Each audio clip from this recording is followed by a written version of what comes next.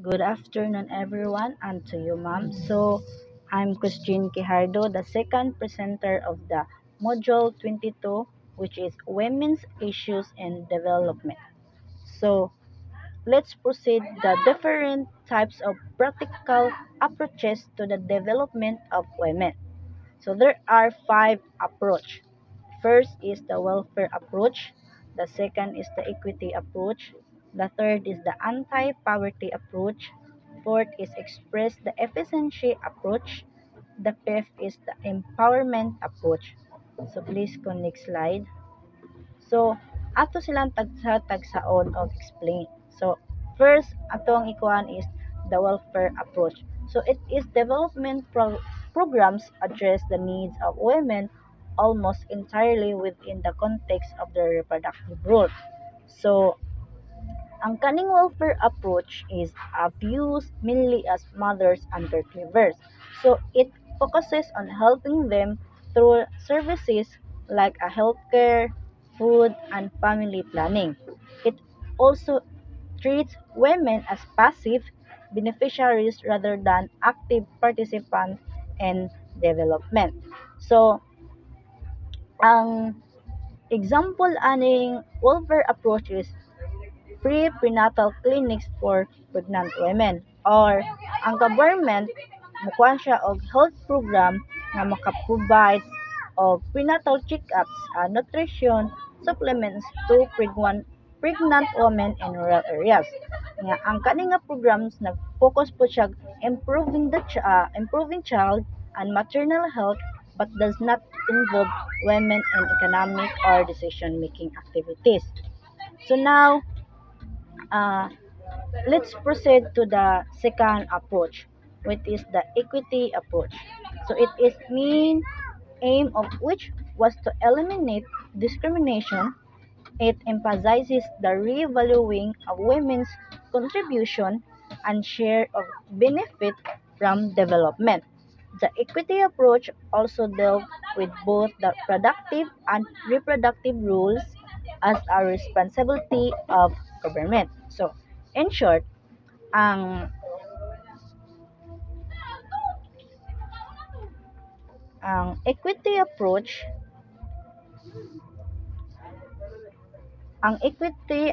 is wants a fairness and equal treatment for women siya. Again, ang equity approach is fairness and equal treatment for women. So it supports both their work at home, like caring for family, and outside, like having a job. So it also wants the government to help make things equal for men and women. So ang equity approach, ang focus niya is equality and fairness between men and women in all areas. So ang goal ana sa equity approach is para ma-end ang discrimination and share benefits equally sa mababae man siya or malalaki. So ang women's role ana sa equity approach is equal partners in society and economy. Ang example sa equity approach is so naay usa ka company nga mo give siya og chances to own land, get loans and work while also providing childcare support so they can balance work and family. Another example is law ensuring equal pay and education for women. So please go next slide. So now let's proceed to the third approach, which is the anti-poverty approach. So this approach focuses on both the reproductive role of women with an emphasis on satisfaction of basic needs and the productivity of women. So, ang anti-approach, ang focus ani nila, anti-poverty approach, ang focus ani is helping poor women improve both home and work life.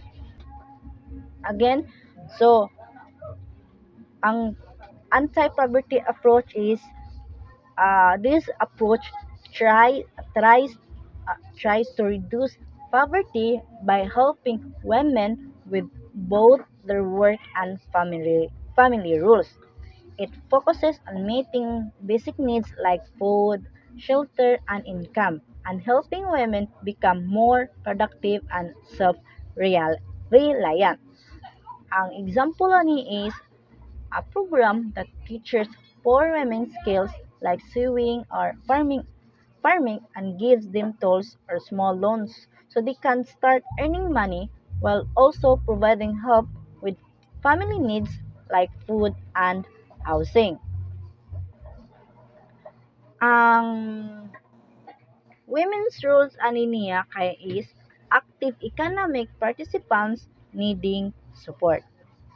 Now let's proceed to the fourth approach, which is the efficiency approach. The efficiency approach aims to have increased production and economic growth with an emphasis on full use of human resources.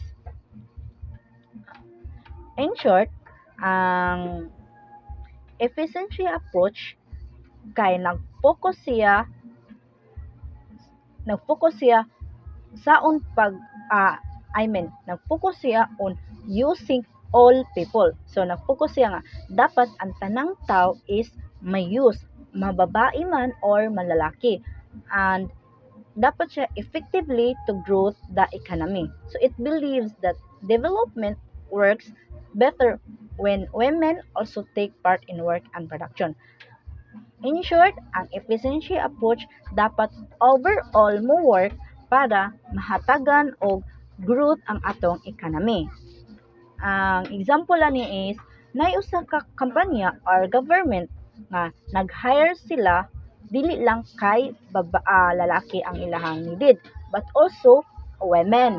So para ang women ma-train sila to work in to work like work sa lalaki like factories or business para matabangan nga mo increase ang atong country's overall productivity and economic success. So ang women's role ani kay valuable workers for economic growth. So please go next slide.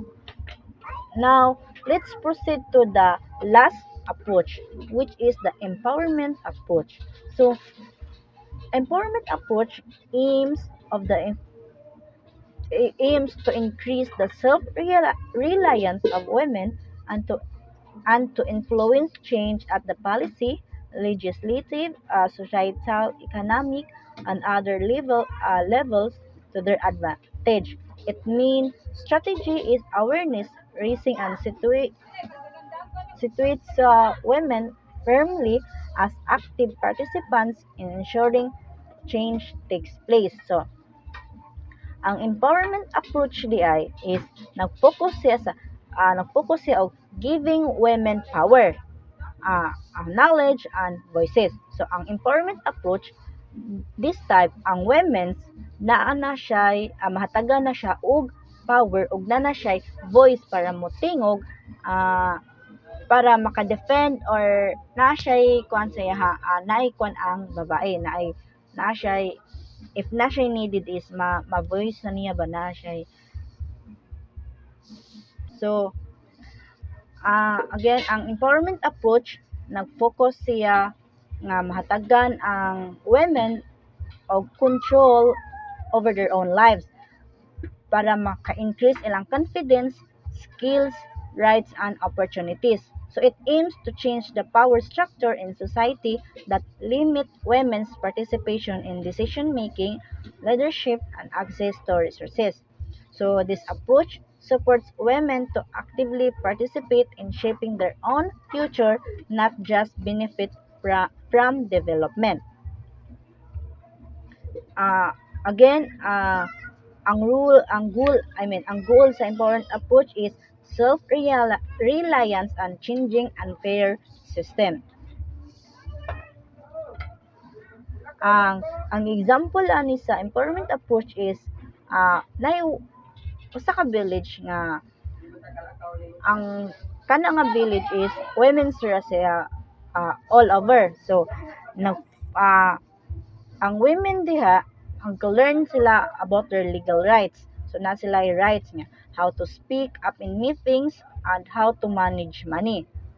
So diha nga time maka-start na sila small business together, and some women even run for local leadership roles. So this example maka-help sa mga babae, especially silang makagain sila confidence, income, and voices in the community. Not just help, but power to make decision for their own lives.